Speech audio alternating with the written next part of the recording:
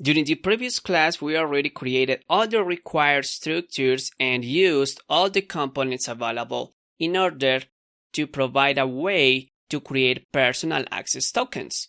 The personal access tokens are basically similar access tokens than any other as we are using and provide access to several locations or endpoints of our RESTful API. So to check how it is working, we just need to go to our browser, directly to our RESTful API.dev project. Then we need to log in. You can use whatever user that you have in the database created. Remember that normally the password is going to be secret and just log in.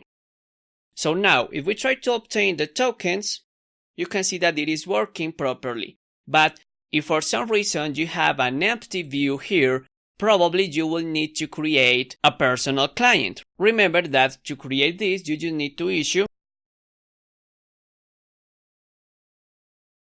passport client passing the personal option from PHP Artisan and just create it using the default values if you prefer.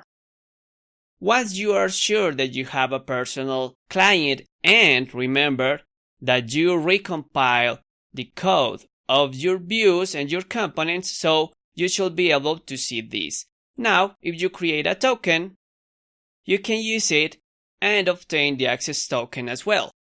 With this access token, you can just go directly to Postman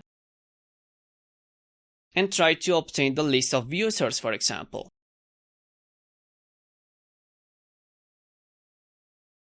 After that, you should be able to have access to every protected route that you have in your RESTful API using your personal access tokens. Now, please remember that the personal access tokens have no expiration time. It means they are valid forever unless that you remove this, of course, and they are intended only for testing purposes or just to provide some specific access to the user.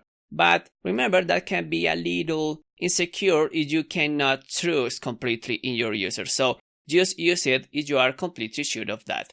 If you don't want to use it, just do not register a personal client in your command prompt. After we have all this working properly and we have that clarifications done, we can continue in the next class. So see you there.